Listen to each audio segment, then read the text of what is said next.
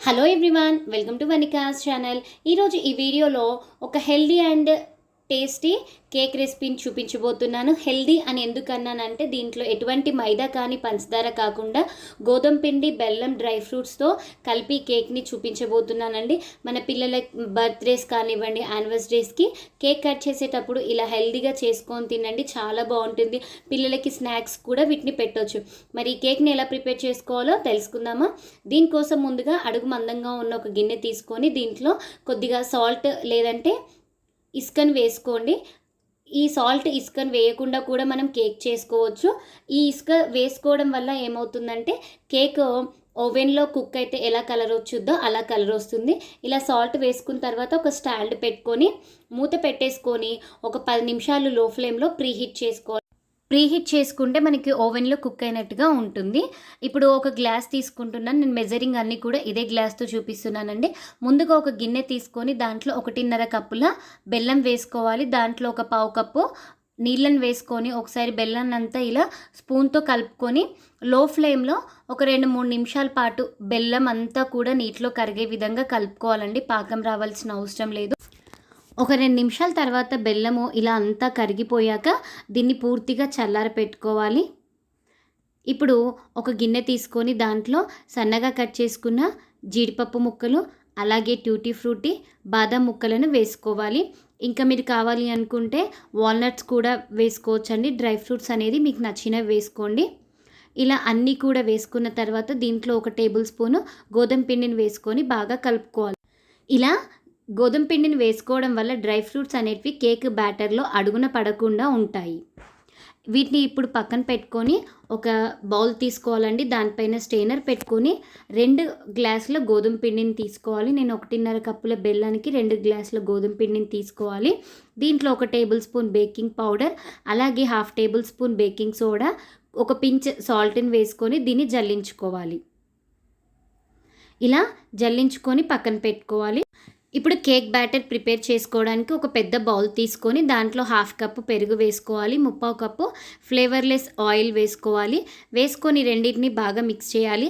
అంటే ఆయిల్ అంటే rice brand oil కానివ్వండి, ఫ్రీడమ్, అలా ఏ ఫ్లేవర్ లేని ఆయిల్ తీసుకోవాలి. ఉంటే బటర్ కూడా వేసుకోవచ్చు.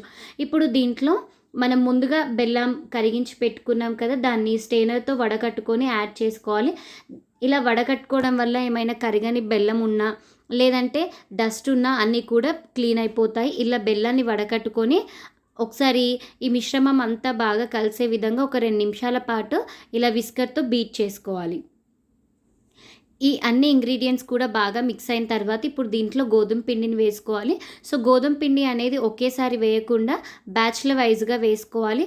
ఇలా ఒక 3 స్పూన్లు వేసుకుంటూ బాగా కలుపుకోవాలి. ఇలా మనం గోధుమ పిండిని ఒకేసారి కాకుండా కొద్దిగా వేస్తూ కలపడం వల్ల గోధుమ పిండి అంతా కూడా ఉండలు కట్టకుండా ఉంటుంది.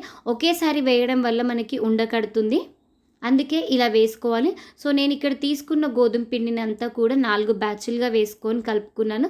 సో మనకు పిండి మొత్తం వేసిన తర్వాత ఇలా గట్టిగా అవుతుంది. ఇప్పుడు దీంట్లో కొద్దిగా పాలను మిక్స్ చేసుకుంటూ బాగా కలుపుకోవాలండి. మనకి ఈ కేక్ బ్యాటర్ కన్సిస్టెన్సీ అనేది రిబ్బన్ కన్సిస్టెన్సీ వచ్చే విధంగా కలుపుకోవాలి. నాకు ఇక్కడ పూర్తిగా 3/4 కప్పు పాలు పట్టాయి. సో ఇలా కొద్దిగా పాలను వేసుకుంటూ బాగా కలుపుకోవాలి. దీన్ని కట్ అండ్ ఫోల్డ్ మెథడ్లో కలపాల్సిన అవసరం లేదండి, జస్ట్ నార్మల్గా మిక్స్ చేసుకుంటే సరిపోతుంది. సో ఇలా రిబ్బన్ కన్సిస్టెన్సీ రాగానే ఇప్పుడు దీంట్లో మనం ముందుగా కలిపి పెట్టుకున్న డ్రై ఫ్రూట్స్, అలాగే ఒక టేబుల్ వెనిలా ఎసెన్స్ వేసి వీటన్నిటిని కూడా బాగా కలుపుకోవాలి. ఇప్పుడు కేక్ ప్రిపేర్ చేసుకోవడానికి ఏదైనా కేక్ మౌల్డ్ ఉంటే తీసుకోండి. లేదు అంటే నేను బాలామృతం కేక్ చూపించినట్టుగా టిఫిన్ బాక్స్లో కూడా మీరు చేసుకోవచ్చు. ఇప్పుడు దీంట్లో కొద్దిగా ఆయిల్ వేసి ఇలా అప్లై చేసుకొని బటర్ పేపర్ ఉంటే బటర్ పేపర్ వేసుకోండి.